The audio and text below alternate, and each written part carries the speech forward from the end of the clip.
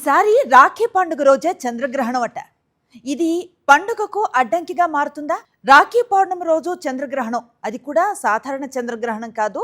చంద్రుల్లో ఏకంగా 96% పైగా భాగం భూమి నీడలోకి వెళ్లే అరుదైన డీప్ పాక్షిక చంద్రగ్రహణం. దీంతో ఇప్పుడు అందరి దృష్టి ఒకటే, రాఖీ కట్టుకోవచ్చా, సూతక కాలం ఉంటుందా, అసలు పండగ చేసుకోవచ్చా, ఈ చంద్రగ్రహణం భారత్లో కనిపిస్తుందా? ఈ ప్రశ్నలన్నింటికీ సమాధానం ఏంటి, ఫ్యాక్ట్ ఏంటి, నమ్మకం ఏంటి తెలుసుకునే ప్రయత్నం చేద్దాం.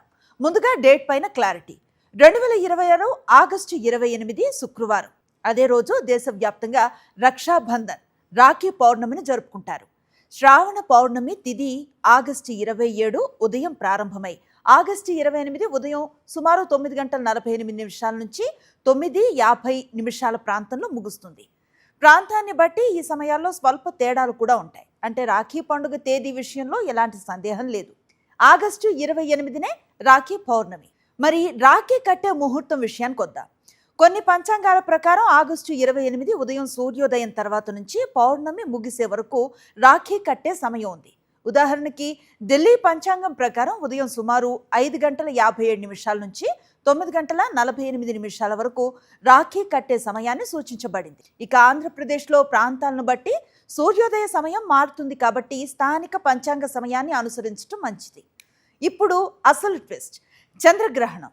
2026లో ఆగస్టు 27, 28 తేదీల్లో ఒక చంద్రగ్రహణం ఏర్పడుతుంది.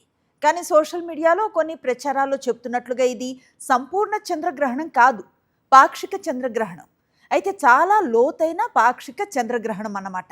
ఖగోళ లెక్కల ప్రకారం చంద్రుడి విస్తీర్ణంలో సుమారు 96.2% వరకు భూమి ఆమ్రాలోకి వెళుతుంది.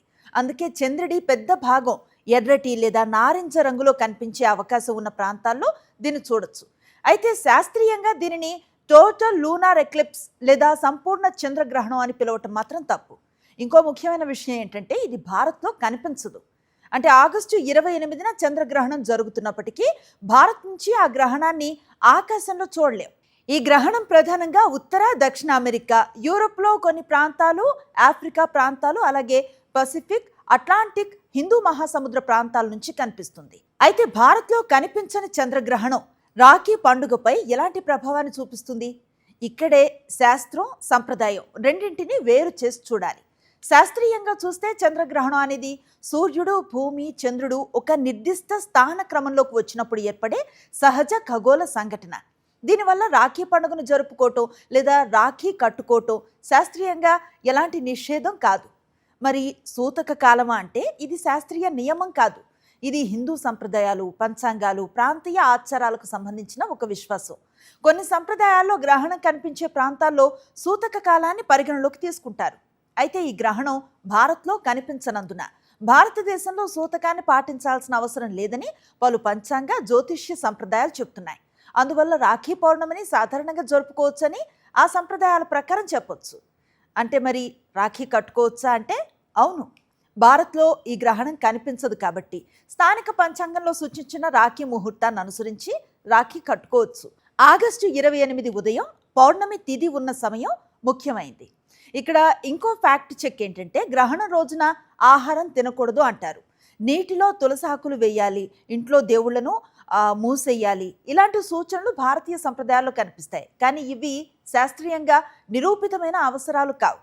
అందువల్ల వీటిని వార్తల్లో చెప్పేటప్పుడు శాస్త్రాల ప్రకారం లేదా సంప్రదాయ విశ్వాసం ప్రకారం అని స్పష్టంగా చెప్పాలి.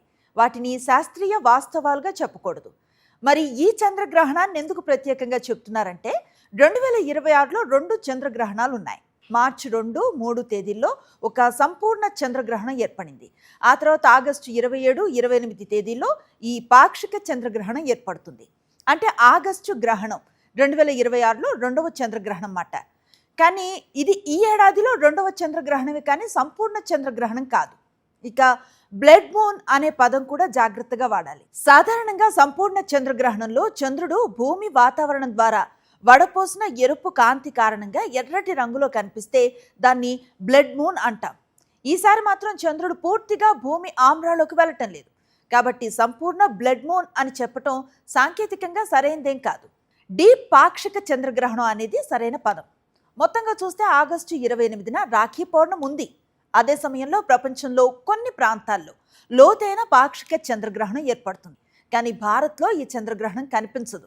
కాబట్టి రాఖీ పండుగపై ఖగోళపరంగా ఎలాంటి ప్రభావం ఉండదు. సంప్రదాయాలను పాటించే కుటుంబాలు మాత్రం తమ ప్రాంతీయ పంచాంగం ఆచారాల్ని అనుసరించవచ్చు. అంటే చంద్రగ్రహణం ఉంది కానీ భారత్లో కనిపించదు అన్నమాట. రాఖీ పౌర్ణమి ఉంది, పండుగను జరుపుకోవచ్చు. అయితే ఒక్క విషయం మాత్రం గుర్తుంచుకోవాలి, శాస్త్రీయ వాస్తవం వేరు, అలాగే మతపరమైన విశ్వాసం వేరు. రెండింటినీ కలపకుండా చెప్పటమే అసలు వాస్తవం.